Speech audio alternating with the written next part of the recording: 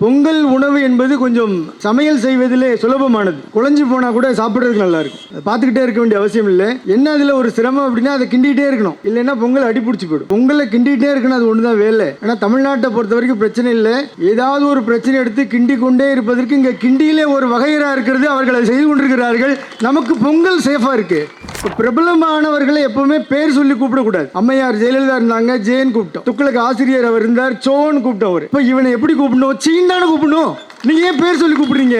Scene சொல்லுங்க. அவன் பேர் என்னமே சொல்லும் போது இந்த விளக்குமாருக்கு பட்டு குஞ்சுமா அவன் பேர் இப்படி சொல்லணுமா? நீங்க ஒவ்வொரு சேனல்லையும் இந்த விளம்பரம் வருது. வீட்டுக்குள்ள என்ன விளம்பரம்? ஒரு மேஸ்திரி உட்கார்ந்துருக்கிறார். வேலை செய்யற ஒருத்தர் கடப்பாரிய டைல்ஸ் மேல இழுத்துட்டு போறார். மேஸ்திரி அங்கிருந்து சொல்றார், அப்பா பாத்துன்றார். அந்த கடப்பாறையை இழுத்துட்டு போறவர் சொல்றாரு, சார் டைல்ஸ் ஒண்ணு அவ்வளவு சார். இவர் சொல்றாரு, நான் கடப்பாறைய சொன்னேன்றார். இவர் கடப்பாறையை திருப்பி பார்க்கிறாரு, ஆமாம் சார் டைல்ஸ் ஸ்ட்ராங்கு, கடப்பாறை வீக்குனாரு.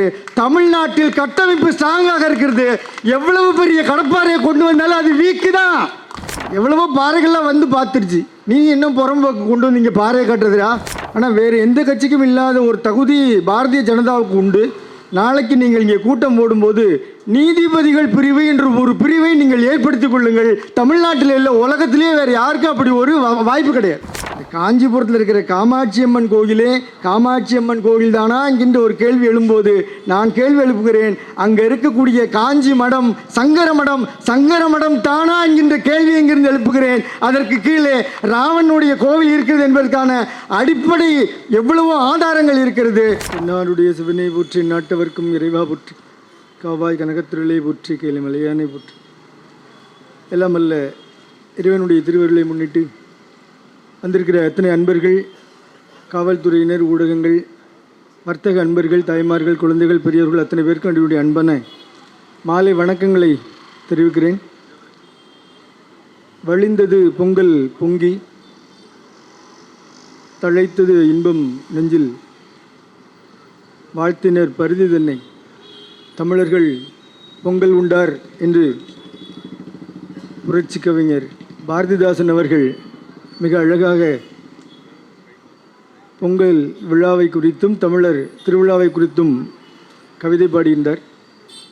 அந்த வகையிலே நாம் தமிழர் திருநாளை சமத்துவ பொங்கல் விழாவாக பல்வேறு இடங்களிலும் கொண்டாடி கொண்டு தமிழ்நாடு முழுக்க எந்த மாவட்டத்தில் நாளிதழ்களை, தொலைக்காட்சி செய்திகளை பார்த்தாலும் சமத்துவ பொங்கல் விழா என்று தைப்பொங்கல் வேறு ஒரு வடிவத்திற்கு வந்திருக்கிறது. அந்த வகையில் இந்த சமத்துவ பொங்கல் என்பதை கொண்டு வந்து நிலைநிறுத்திருக்கிற ஒரு பெரிய பெருமை திராவிட அமைப்புகளை சாரும். அந்த வகையில் அத்தனை திராவிட அமைப்புகளுக்கும் அடியனுடைய நெஞ்சார்ந்த நன்றிகளையும் பாராட்டுகளையும் தெரிவிக்கிறேன். சமீபத்தில் கீழடியில் இப்படி ஒரு நிகழ்வு நடந்தது. உலகத் தமிழர்கள் எல்லாம் ஒன்றிணைத்து அங்கே ஒற்றுமை பொங்கல் என்று ஒரு விழா நடந்தது. அடியேனும் அந்த நிகழ்ச்சிக்கு சென்றிருந்தேன். தொடர்ந்து ஒவ்வொரு இடங்களிலும், மதுரை, இப்படி பல்வேறு இடங்களில், மதுரையிலே மரியாதைக்குரிய துணை மேயர் அவர்கள், இன்றைக்கு பொறுப்பு மேயர் அவர்கள் ஒரு சமத்துவ பொங்கல் விழாவை அவருடைய வீட்டு வாசலில் நடத்தினார். அந்த நிகழ்வில் பேசும்போது தெரிவித்தேன், இதற்காக பொங்கல் மட்டும் இங்கே தமிழர் விழாவாக பெரிய அளவில் கொண்டாடப்பட வேண்டும் என்றால், பொங்கல் உணவு என்பது கொஞ்சம் சமையல் செய்வதிலே சுலபமானது. குழஞ்சு போனால் கூட சாப்பிட்றதுக்கு நல்லாயிருக்கும். அதை பார்த்துக்கிட்டே இருக்க வேண்டிய அவசியம் இல்லை. என்ன அதில் ஒரு சிரமம் அப்படின்னா அதை கிண்டிகிட்டே இருக்கணும், இல்லைன்னா பொங்கல் அடிப்பிடிச்சு போயிடும். அப்போ அடியேன்னு சொன்னது உண்டு, இந்த பொங்கலை கிண்டிகிட்டே இருக்கணும், அது ஒன்று தான் வேலை. ஆனால் தமிழ்நாட்டை பொறுத்த வரைக்கும் பிரச்சனை இல்லை. ஏதாவது ஒரு பிரச்சனை எடுத்து கிண்டி கொண்டே இருப்பதற்கு இங்கே கிண்டியிலே ஒரு வகையறா இருக்கிறது. அவர்கள் அதை செய்து கொண்டிருக்கிறார்கள். நமக்கு பொங்கல் சேஃபாக இருக்குது. அந்த வேலை நமக்கு இல்லை. யாரோ ஒருத்தர் ஒரு வேலையை செஞ்சால் சரி, அதாவது ஒரு உருப்படியான வேலையாக இருக்கும் என்று அங்கே பேசும்போது சொல்லு. அந்த அடிப்படையில் நாளை தினம் சென்னையை நோக்கி ஒரு கூட்டத்தை திரட்ட இருக்கிறார்கள். வெறும் கூட்டமாக மட்டும்தான் அது வர இருக்கிறதா, வேறு அதை வைத்து என்ன கட்டமைக்க காத்திருக்கிறார்கள் என்பது என்னை பொறுத்த வரைக்கும் இறைவனுக்கு தான் தெரியும். ஏன்னா தேர்தலும் நெருங்கி கொண்டிருப்பதனாலே பல்வேறு சிந்தனைகள் ஒவ்வொருத்தருக்கும், அரசியல் கட்சிகள் எல்லாத்துக்கும். அந்த அடிப்படையில் ராவண கோட்டம் இன்றைக்கு துவக்க விழா, திருப்பணி துவக்க விழா. அப்படிப்பட்ட ஒரு திருவிழாவில் நாம் நின்று கொண்டிருக்கிறோம். இந்த இடத்துக்குள்ளே வரும்போது அங்கே பூமாலை கட்டி வைக்கக்கூடிய அன்பர் அந்த வாசல் முழுவதும் மாலைகளாக கட்டி தொங்க விட்டிருந்தார். அதை பார்க்கும்போதே மகிழ்ச்சியாக இருந்தது. திருப்பணி துவக்க விழா சிறப்பாக நடக்கிறது என்று நான் நினைத்துக்கொண்டு, விழாவில் இருந்து கட்டல, அது வர்த்தக நிறுவனமே கட்டி தொங்க விட்டிருந்தது. அந்த அடிப்படையில் உங்கள் முகங்களை எல்லாம் பார்க்கும்போது ஒரு மகிழ்ச்சி பூரிக்கிறது.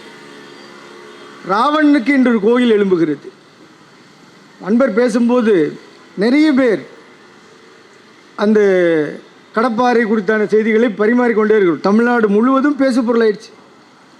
இதை பேச வச்சுட்டான்ல, எல்லாரும் யார் இதை பற்றியே பேசணும் அப்படிங்கிற மாதிரி கொண்டு வந்து வச்சுட்டான் பாருங்க. நான் பல இடத்துல சொல்கிறது உண்டு, அந்த நபர் தமிழ்நாட்டில் கொஞ்சம் பிரபலமாயிட்டார். இப்போ பிரபலமானவர்களை எப்போவுமே பேர் சொல்லி கூப்பிடக்கூடாது.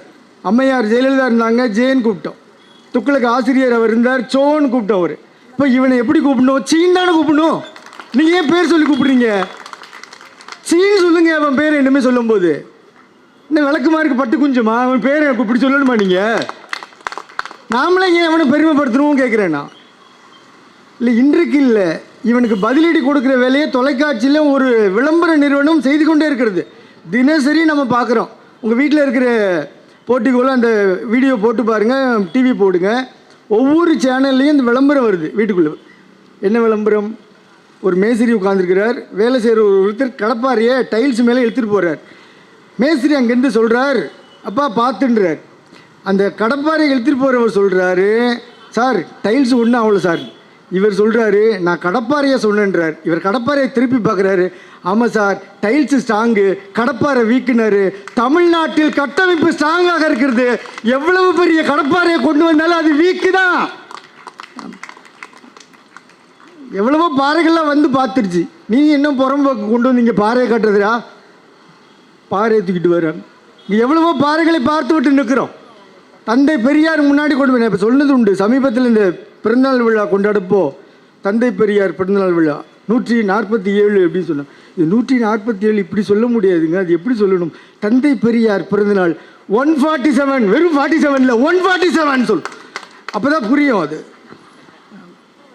அன்பர் கேட்டார், என்ன சாமியார் நீங்கள் போய் கருப்பு சட்டை தீக்காக்காரங்களோடு நிற்கிறீங்க, திராவிட கொள்கை அவங்களோடு போய் நிற்கிறீங்க. நாங்கள் இல்லை, எங்களுக்கு வழிகாட்டியவர் திரு குன்றக்குடி அடிகளார் அவர்கள் நான் இந்த மேடையில் பதிவு செய்ய கடமைப்பட்டிருக்கேன். அவருடைய 100ஆண்டு விழா நிறைவு இந்த ஆண்டு. திருச்சிராப்பள்ளியில் தந்தை பெரியார் அவர்களும் குன்றக்குடி அடிகளார் அவர்களும் ஒரே மேடையில் அமர்ந்திருக்கிறார்கள். தந்தை பெரியார் அவர்கள் ஒரு செய்தியை சொல்கிறார்கள், குன்றக்குடி அடிகளார் மகா சன்னிதானம், அவர் ஒரு மடத்தினுடைய பீடாதிபதி, அவரும் கடவுள் மறுப்பு கொள்கை கொண்ட நானும் ஒரு இடத்துல எப்படி நிற்க முடியும்? நீங்கள்லாம் என்ன நினச்சிப்பீங்க? இவங்களுக்குள்ளே ஏதோ காம்ப்ரமைஸ் போல், ஏதோ கொடுக்கல் வாங்கல் இருக்குது போல இருக்குன்னு நினச்சிப்பீங்க. அது இல்லை. ஒரு செய்தியை சொல்கிறேன்னு கேளுங்கன்னு தந்தை பெரியார் அவர்கள் பதிவு செய்கிறார். என்ன செய்தி? சர்க்கஸில் பார்த்துருப்பீங்க, சிங்கம், புலி, ஆட்டுக்குட்டி எல்லாம் ஒன்றா விளையாடிட்டுருக்கு. எதுக்கு விளையாடுது? அதற்கு வேறு ஏதாவது கற்பிக்கப்பட்டிருக்காரு? இல்லை.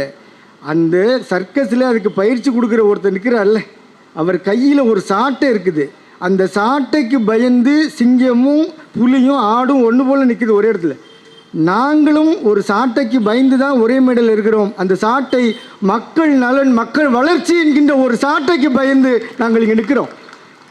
பெரும்பான்மை ஒரு சமூகம், இன்னொரு பக்கத்தில் அதிகார வர்க்கம்னு ஒன்று, இன்னொரு பக்கத்தில் எல்லா விதமான பெரிய பெரிய பதவிகள்லாம் நாங்கள் தான் போய் உட்காருவோன்னு ஒட்டுமொத்த குத்தகை.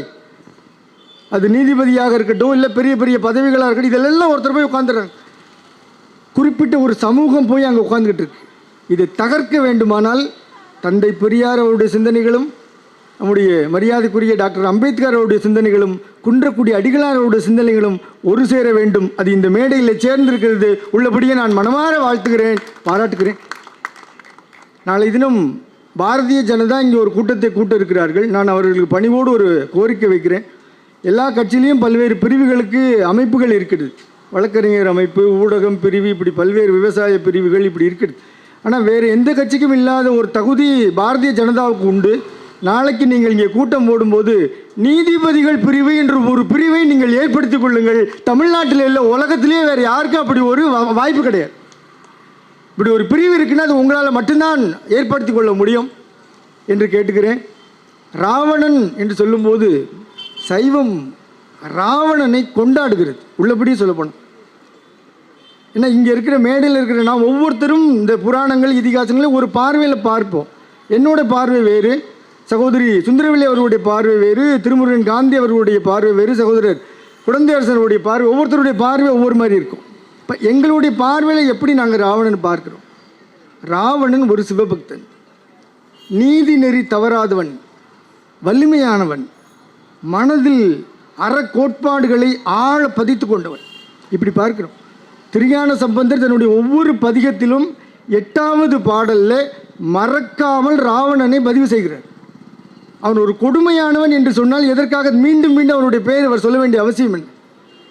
அவர் அந்த இடத்துல பதிவு செய்கிறார். இது மட்டுமல்லாமல் திருநீர் சைவ சமயத்திலே மிக உயர்வாக பேசக்கூடிய ஒன்று. இந்த திருநீரை உன்னோடு ஒப்பிடணும்னா எதை சொல்லி ஒப்பிட முடியும்? மாணிக்க வாசகர் இறைவனை சொல்லும்போது தாயில் சிறந்த தயாவான தத்துவனேன்னு சொல்கிறார். அப்போ இறைவனை எதோடு அவர் ஒப்பிட? தாயோடு ஒப்பிட. தாயில் சிறந்த, தாயை விட சிறந்தவன்பா நீன்னு சொல்கிறார். அப்போ ஒரு பெரிய விஷயத்தை சொல்லி அதை விட இது சிறந்தது என்று சொல்வது ஒரு மரபு. அந்த அடிப்படையில் திருஞான சம்பந்தர் திருநீரை சொல்லும்போது ராவணன் மேலது நீர் எண்ணத்தகுவது நீருன்னு சொல்கிறார்.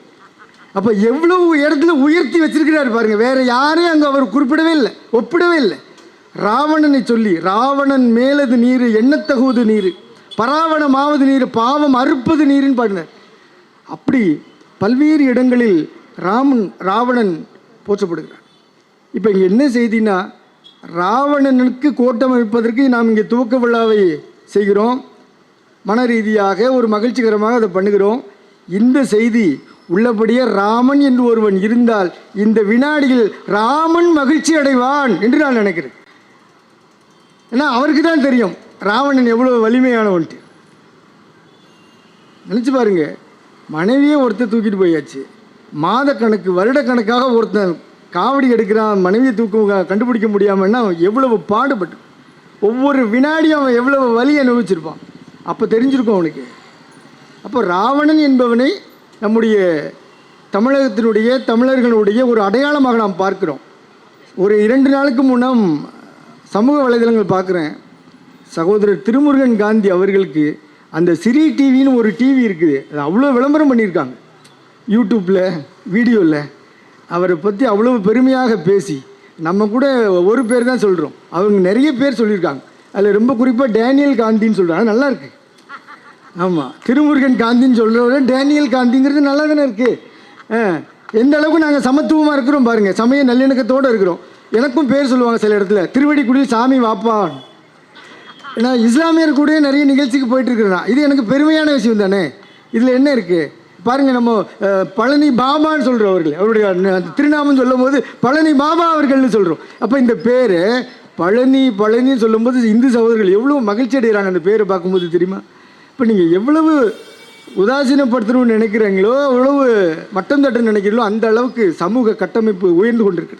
அந்த வகையில் மயக்கம் என்கின்ற ஒரு விஷயத்தை இங்கே மேடையில் பலமுறை அன்பர்கள் சொல்லி காட்டினார்கள். அறிஞர் அண்ணா அவர்களுடைய பெயரை சொல்லி அந்த இடத்துல பெரிய புராணத்தில் தெய்வ சேக்கிழார் காஞ்சிபுரத்தை குறித்து சொல்லும்போது, காஞ்சிபுரத்தில் இருக்கிற அந்த காமகோட்டம் என்கின்ற காமாட்சி அம்மன் கோயில் என்பது இன்றைக்கு காமாட்சி அம்மன் கோயிலாக இருந்தாலும் அது காமாட்சி அம்மன் கோயில் அல்ல.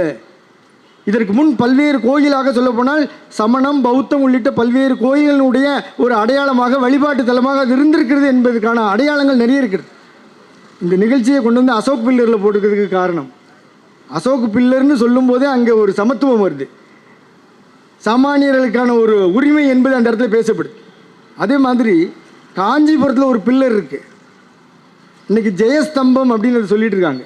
அந்த ஜெயஸ்தம்பம் என்று சொல்லக்கூடிய அந்த தூண் இருக்குது பாருங்கள், அதில் 4 பக்கமும் இன்றைக்கி நந்தி சிற்பங்களை போட்டு அதை வடிவமைச்சு வச்சுருக்கிறாங்க. அந்த தூணை காட்டி இது ஜெயஸ்தம்பமோ அல்லது காமாட்சி அம்மனுடைய தொடர்புடையது அல்ல, அது பௌத்தர்களுடையது, சமணர்களுடையது என்று சொல்லி மிகப்பெரிய ஒரு ஆய்வு இருக்குது. அந்த இடத்தை குறிப்பிடும்போது ஒரு மயக்கம், திசை மயக்கம் என்று தெய்வ சேக்கிழார் இதை பதிவு செய்கிறார். திசை மயக்கம், அந்த திசை மயக்கம் என்றோ தொடர்ந்தது, இன்றும் அங்கு இருக்கிறது என்பதை பதிவு செய்கிறார்.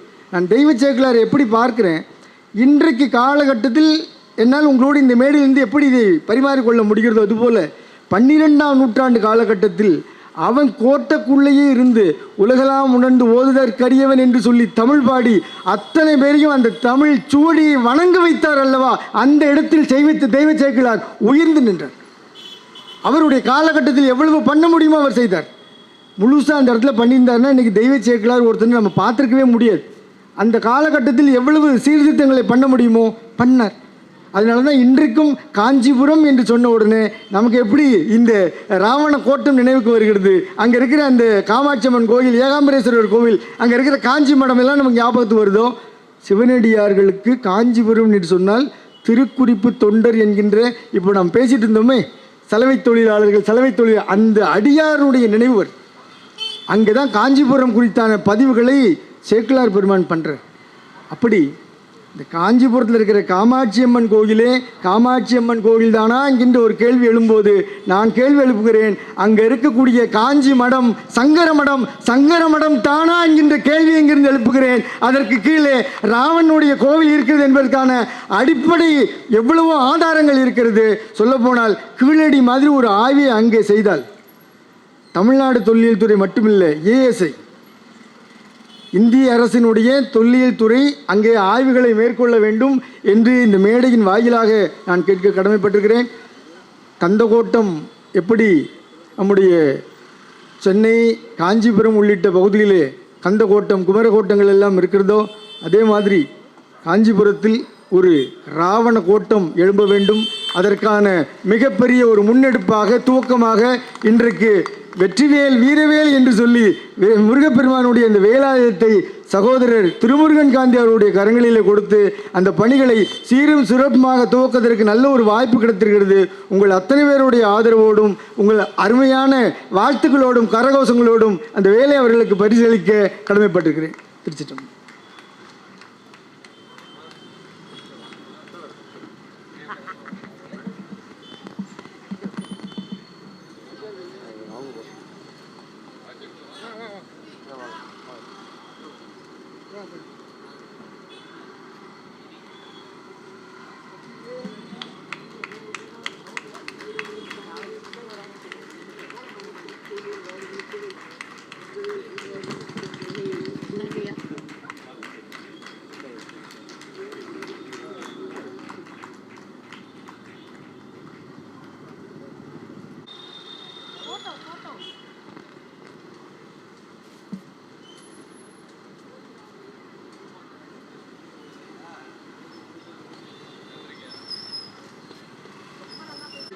சீரும் சிறப்புமாக தொடர வேண்டும். தந்தை பெரியார் அவர்களும் சென்னை உள்ளிட்ட தமிழகத்தின் பல்வேறு இடங்களிலே பேசும்போது அங்கங்கே கூட்டம் குறைவாக இருக்கும்போது கூட நாம் இந்த இடத்தில் இதை பேசியாக வேண்டும், நாம் இன்று இதை பேசாமல் போனால் வேறு யார் பேசுவார்கள் என்று சொல்லி அந்த இருக்கிற கூட்டத்திற்கு நடுவே கிட்டத்தட்ட 95 வயதிலும் அவர்கள் போராடினார்கள், குரல் கொடுத்தார்கள் என்று சொன்னால் இந்த கூட்டத்தில் இருக்கிற அத்தனை பேருக்கும் உங்கள் மகத்தான வருகையை பாராட்டி அடியேன் தலைவணங்கி நன்றி தெரிவிக்கிறேன். வாய்ப்புக்கு நன்றி கூறி இந்த அளவில் என்னுடைய உரையை நிறைவு செய்கிறேன். எல்லாமல்ல இறைவனுடைய நல்ல அனைவருக்கும் சகல செல்வ யோகமிக்க பெருவாள் சித்திக்க பிரார்த்திக்கிறேன். வெற்றிவேல் முருகனுக்கு அருள்.